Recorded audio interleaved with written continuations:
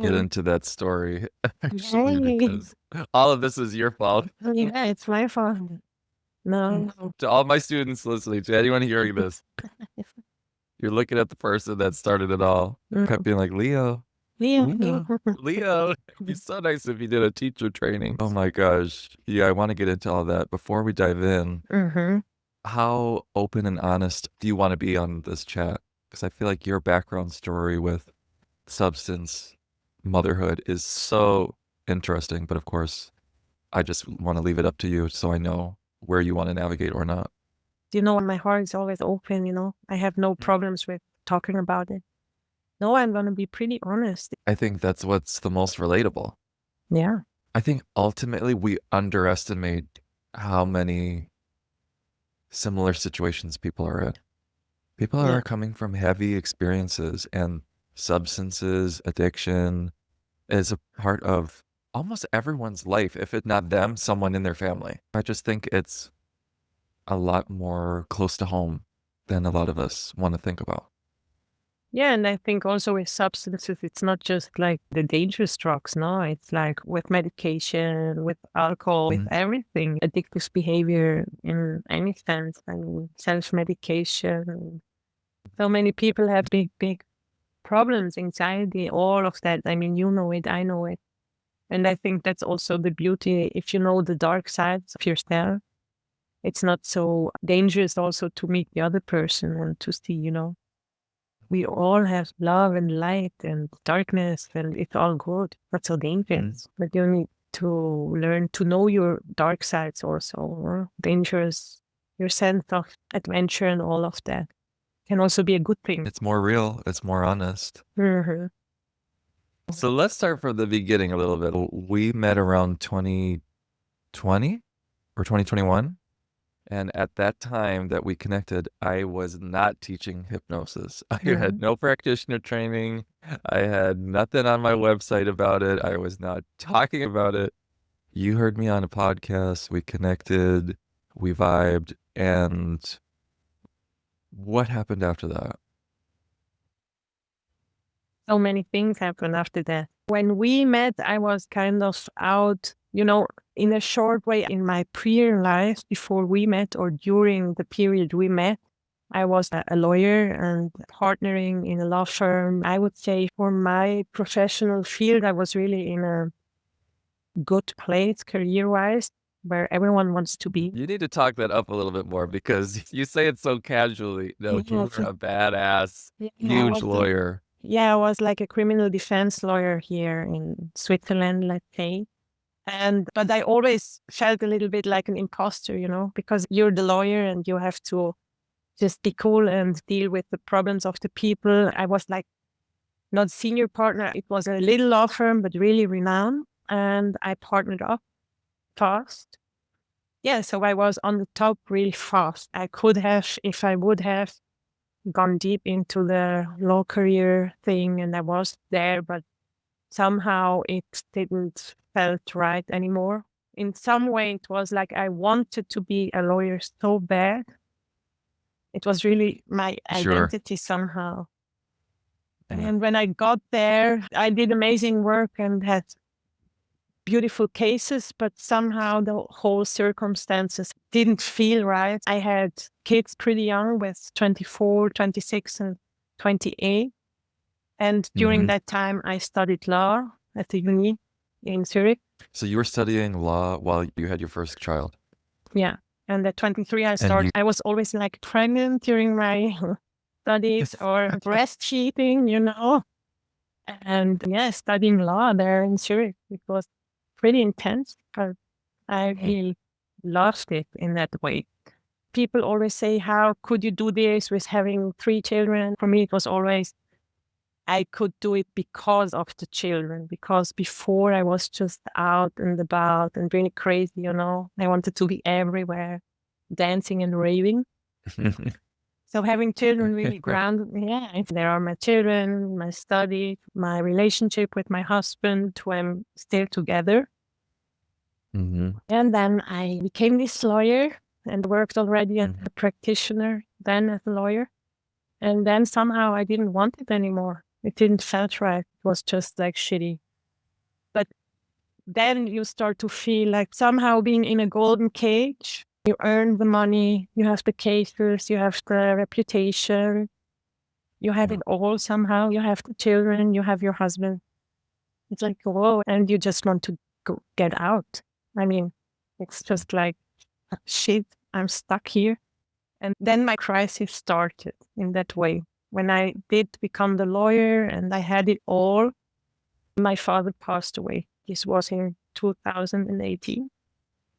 And I fell in a big grief crisis. And there I started to cope with addiction, with cocaine, you know.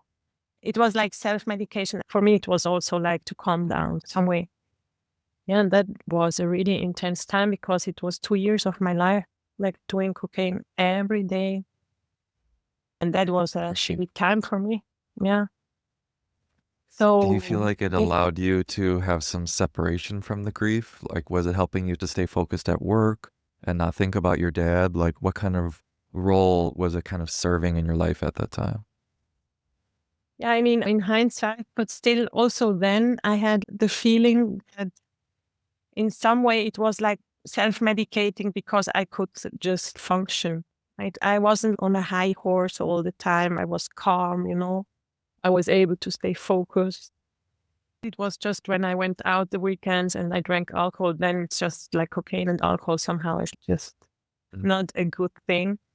But I did not want to feel what was going on inside because I was stuck in my workplace in this law firm as a partner and I wanted out.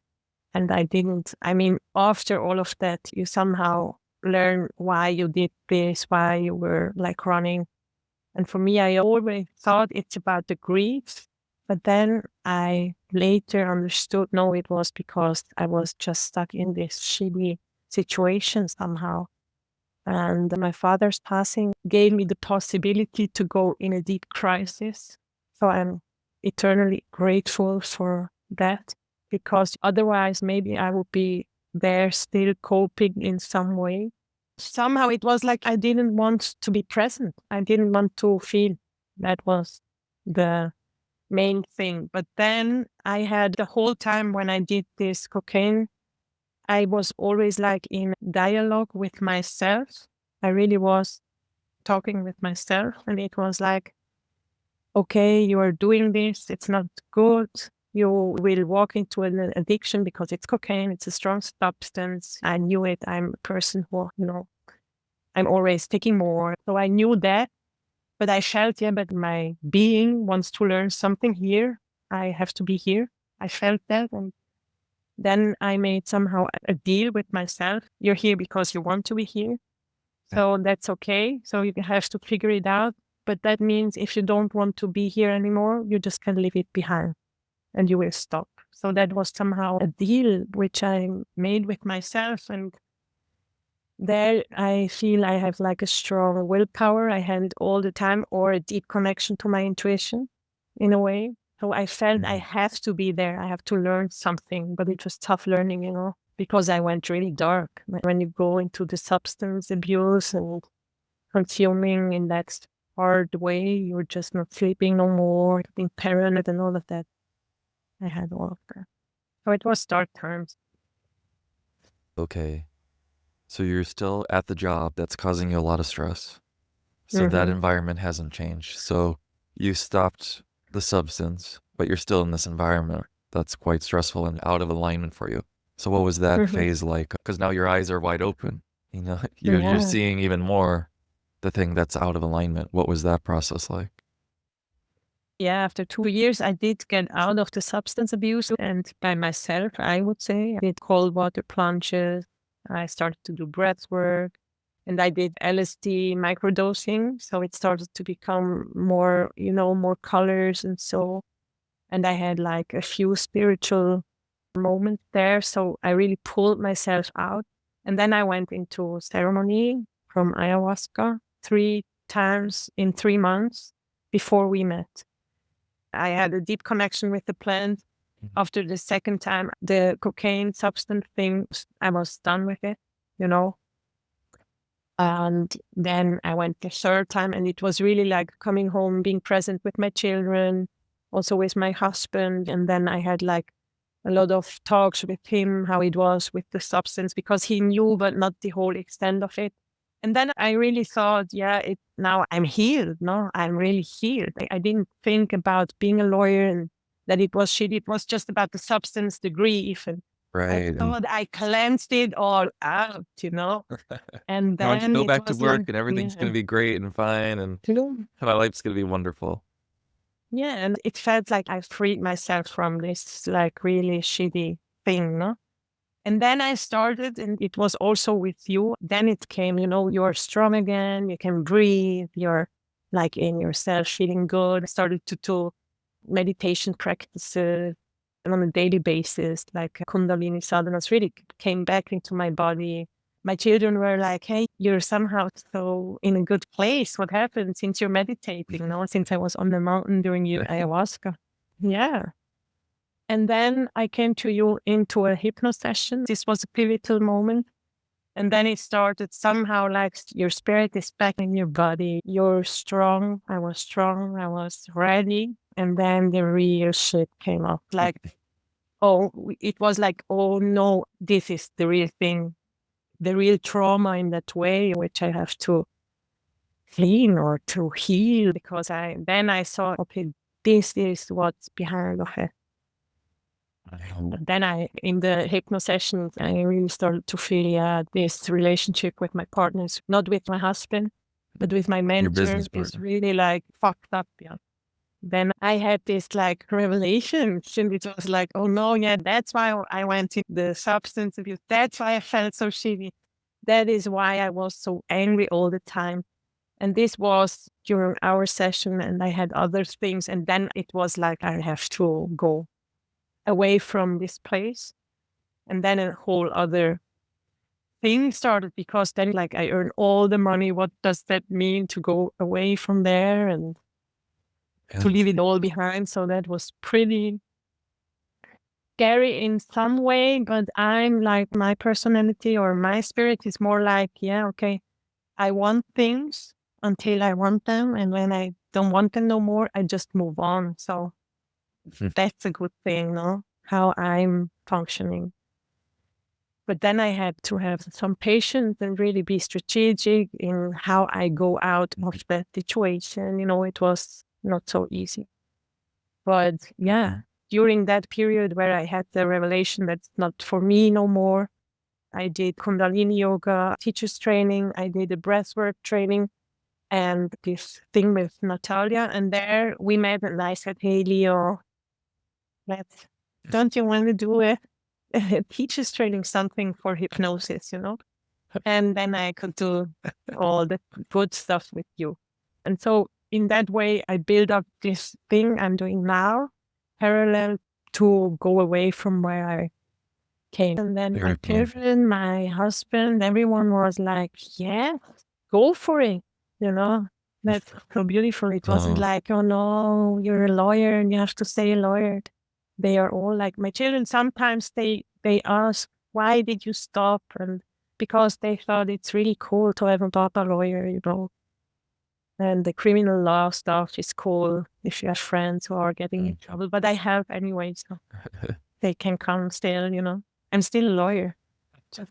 Just not practicing in that realm anymore, more in the other realms. You're in universal law now. You're in spiritual law now. Yes. Absolutely. Yeah. Well, I want to go back to one point you made that I think is often overlooked, is that anytime people are moving through substance dependency of any kind, it's easy to hyper-focus on that and feel like this is the thing. And when I get rid of this substance, then everything in my life will become so much better and I'll be healed and everything's going to be wonderful.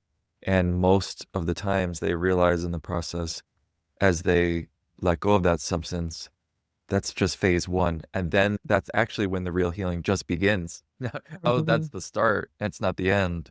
And I'm glad that you mentioned that to give more of a realistic view for people. Yeah. Through the substance, often you're not able to feel. And we all have our coping mechanisms in life. Like, running or numbing down or talking all the time or eating. But then when you start to be able to feel, and with all this work, I really think it's about becoming available so things can come up. And when they come up, you are able to hold the space for it and just be present with it. So it can move through you and you understand what's happening, because often we push things away when it starts to hurt. You're like, no, I don't want it to hurt. No. And you're so afraid of the hurt, so we cannot feel what's going on. When you start to just be available for whatever it is you need to move or to look at, the subconscious will show it to you, and then you can start to do the real stuff. So you went into law, you had your kids, you got your dream role. It turned out to be not the dream you wanted or thought it would be. You said, oh shit, what am I going to do now? Then you started getting into personal healing.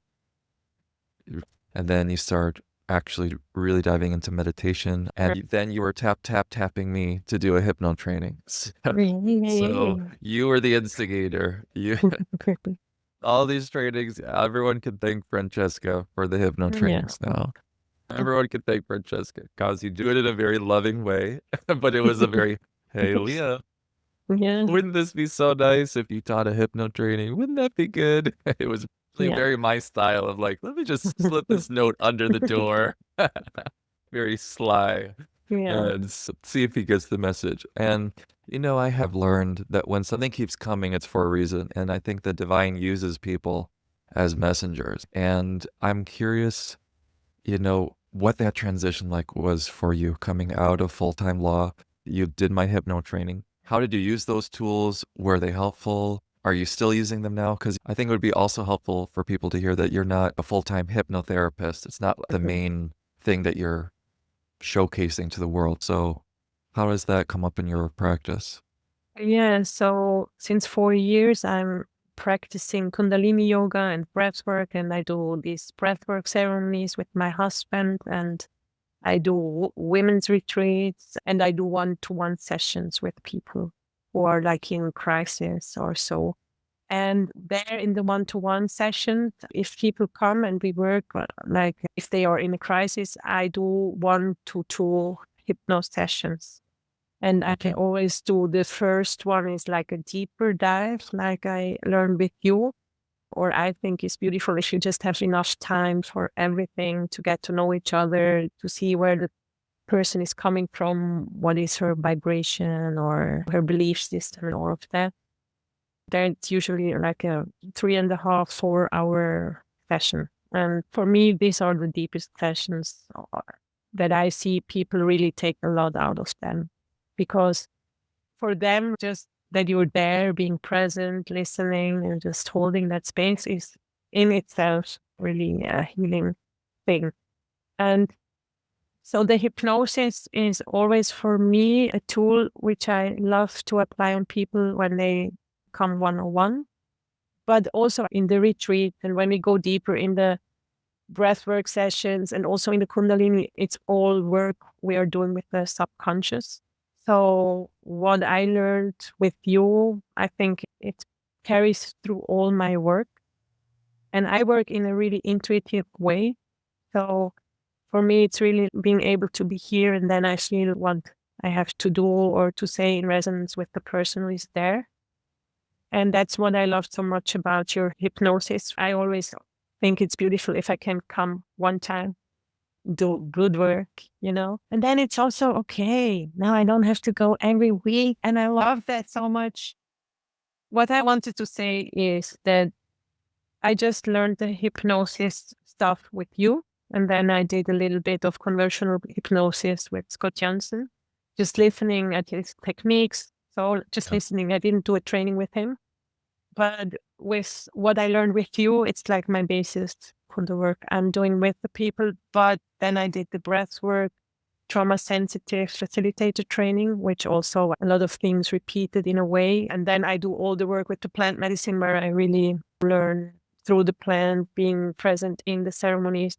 So I would say it's like a mix and match from all of my trainings I did, but yours was really substantial because also with the plant medicine work I'm doing with the spiritual aspect of it, it's like somehow everything makes sense. And it was a really, really deep basis for me. And I'm not like a hypnotherapist or a therapist in the conventional way, but I would say people who come here are doing big steps. Sometimes they come from therapies from, I don't know, 5 years or 10 years, psychotherapy, and then they come into a session and now I can walk. So that's the magic, I think, from this work.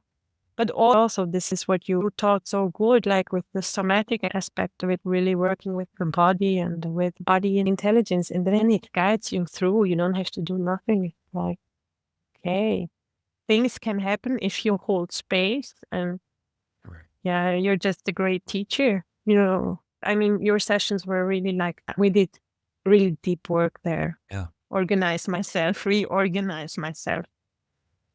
Yeah, so I love the tools, but also what I can say for me, it's like I like to do the sessions, but I cannot do too much of them because it's really, as I said, if you do like 4 hours, it's intense also for yourself, like, because you have to be really present in your energy, not like, yeah, but not distracted, because I think holding that space is so important. So that's something I cannot do all the time. Yeah, it's powerful.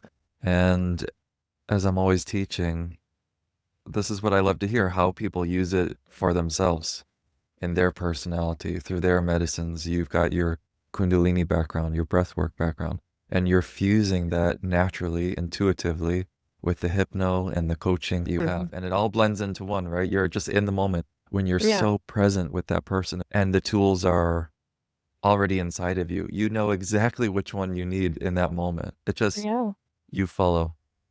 Hypno is like a dance with someone.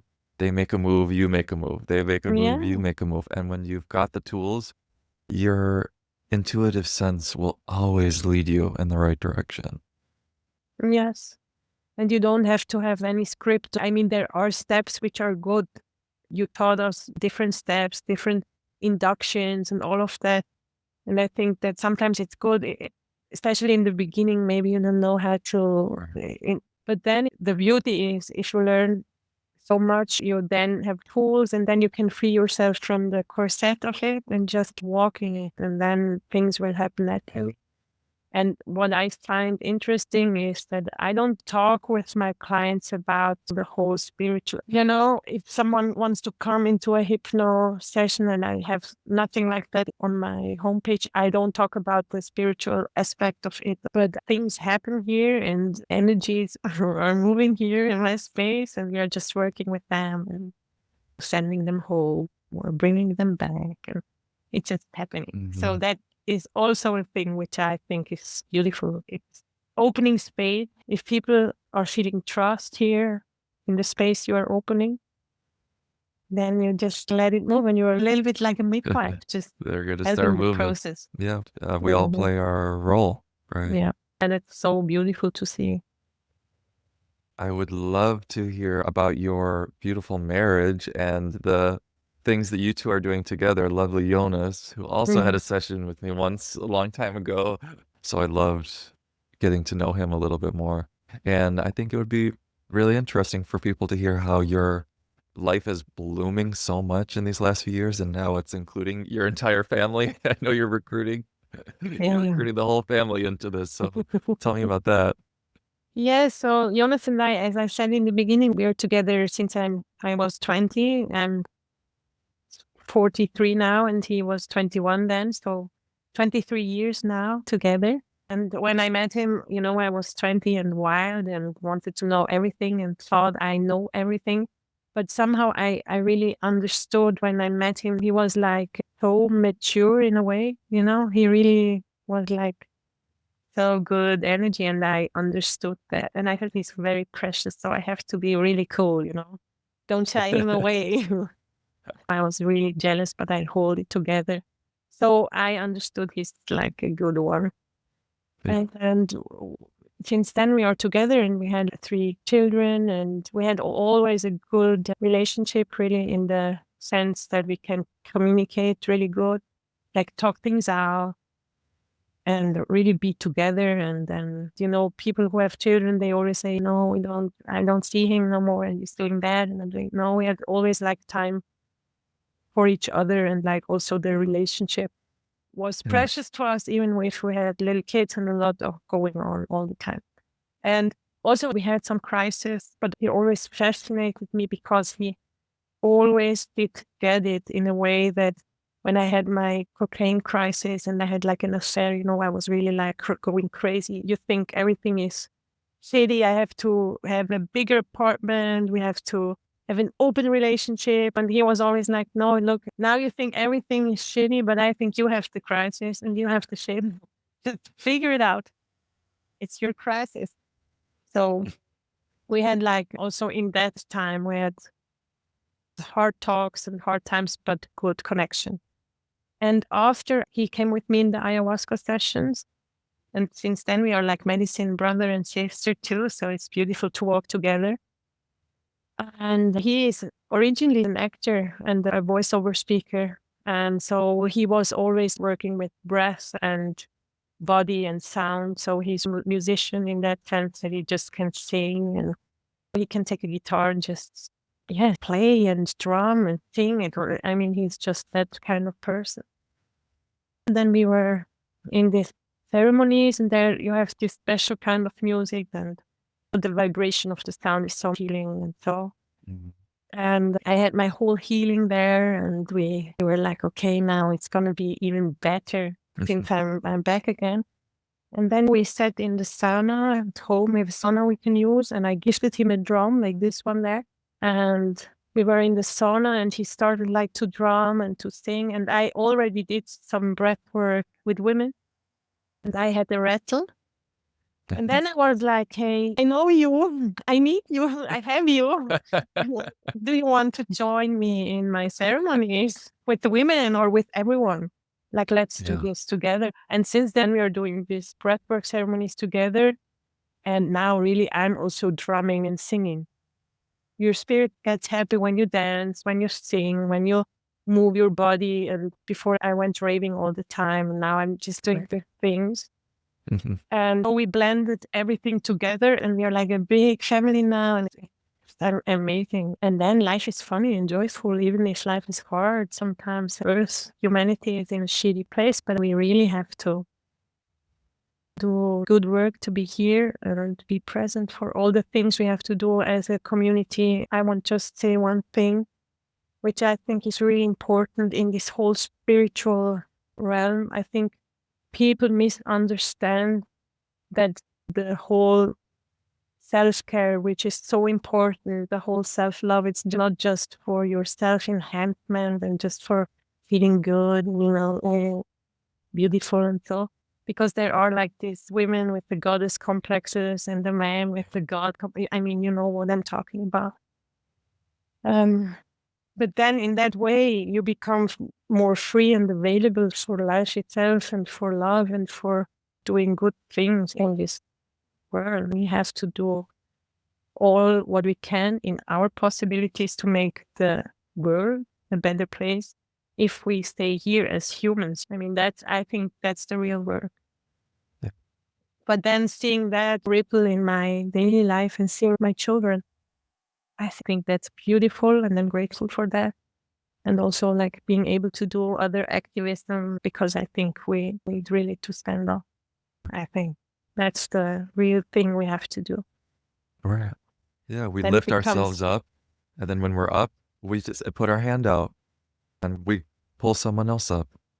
So do you have any final words of wisdom for people that are transitioning out of their kind of 3D life? I feel like when a lot of people come to me, they've got one foot in their regular world and they've got another foot in the healing practitioner world. Knowing that you made such a big transition coming from that criminal law into full-time healing with your husband, any words of wisdom for people? Yeah, I think it's important that you just deepen the connection to yourself, to your inner guidance, whatever this means for you, with which practice you can do that. And it's important to listen to your inner voice, because that's something, even if I had all the revelations and so, for me, my path was really clear and I was not surprised. It was just really logic, because I had always this deep connection to my inner guidance. And I think that's something which people don't trust. You have like, maybe you have a little wish there and a little fantasy there. No. And then you're like, no, I cannot. No. Open the spaces to feel what you really want to do, because if you're then able to connect with that and trust that whatever you do, if you do it with love and joy, it's going to be good anyway. So I think meditation is really good to really get to know your mind, how it works, and use your mind as an ally. That if your mind is your master, it's difficult. So I would say do things that clear these spaces so you can really connect with yourself. And there are always people who you will be a match, and then there are people who you aren't, but they won't come to you. So all good, just like, it's just like the vibrational match. And people need some good people who are listening. So don't worry too much about there are so many others, or how can I do this? I always say we learn to walk by just walking and not by just thinking, okay, that's a first. And to be able, I would say, get out of your head space, get into your body, don't think too much, but just go with your gut. And if you don't feel your gut do anything, you can just listen better and hear what you have to say. And with you, I don't mean your brain, your thoughts, I mean the higher self, bringing the higher self really into your body so it gets more available. I would say go for it. And I would also say that Leo is the best teacher. And I really appreciate how you teach, how you hold space, how you prepare. Your guidance is precious, yes. So if I wouldn't have done it already, I would have jumped in again. Yeah. It's big work. It's big work. Like you said, there's room for everyone. You could look around and say, oh, there's already people doing this. There's a million of that. I'm starting over. I'm behind, or it's too late for me, or there's too much competition. But there's always room. We need as many healers as we possibly can right now. Yeah. The beauty in these spaces, you just like open the spaces, people are able to heal themselves, and you're just like assisting them. I would say it's most important that you are like in a, how do you say this, authentic. Just, I'm not going to be Leo, never. I have my own style, but I learned so much from you. And I don't have to do it as you do it, I'm just Francesca and you're Leo, and that's also good. You don't have to, just be yourself, I would say. Then it's going to be a good thing, and just smile a lot. And smile in the sense like that your heart can be happy, And also that if people feel you're here in your heart frequency. Thank you again so much for all of the inspirations over the years. Thank you so much. Tapping on the door. That's always good also to know that our teachers are just human, and it's good that you learn and I learn. I would enjoy it even more. And I think you're a good teacher. You're a good teacher, Leo. Yeah. It's such a joy to know you and to see your evolution as a practitioner, as a healer, as a mother, as a grandmother now. Yeah. So fun to see your family developing and growing, and just you deepening your devotion to the path. Yeah, thank you so much. Same to you. Always. I'm always looking what you're up to, and it's nice to see. Yeah.